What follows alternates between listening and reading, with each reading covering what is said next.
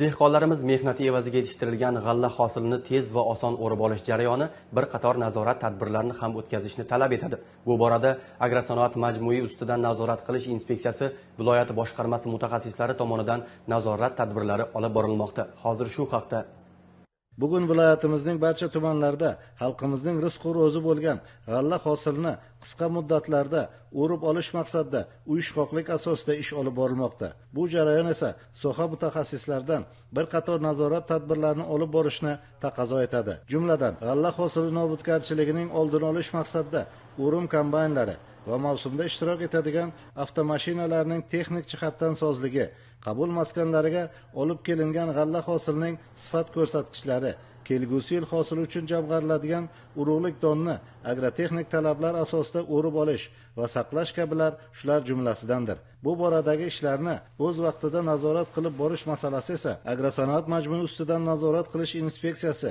viloyat boshqarmasi zimmasiga yuklatilgan. Shu maqsadda inspeksiya mutaxassislari tomonidan doimiy nazorat tadbirlari olib borilmoqda. Viloyatimizda joriy yilda g'alla o'rimi hosilni o'rib yig'ishda jami 197 dona yuqori unumli g'alla o'rish kombaynlari qatnashib kelyapti. Ushbu ishlar kombaynlarning davomiyligini, doimiy ishlashini nazorat qilish bo'yicha agroinspeksiyaning viloyat boshqarmasi va tuman bo'limlari mutaxassislari tomonidan to'liq nazoratga olingan bo'lib, zamonaviy GPS qurilmalari qo'yilib, doimiy nazoratga olib borilyapti. Bu yil viloyatimizda kelgusi yil hosili uchun 15700 tonna urug'lik don zaxirasini yaratish reja qilingan. Ma'lumki, urug'likning sara bo'lishi hosilning barakasini ta'minlaydi.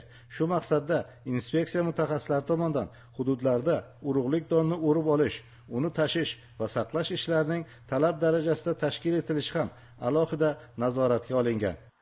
Qora viloyat fermer xo'jaliklari tomonidan 2025 yil g'alla hosilidan jami 174.300 tonna, shundan davlat resursi uchun 65.286 tonna va vaqtincha saqlashga 110.014 tonna tovar doni topshirish rejalashtirilgan. Bugungi kunda jami 127.000 tonnadan ortiq, shundan davlat resursi uchun 51.000 tonnadan, vaqtincha saqlashga 76.000 tonnadan ortiq tovar don qabul qilindi.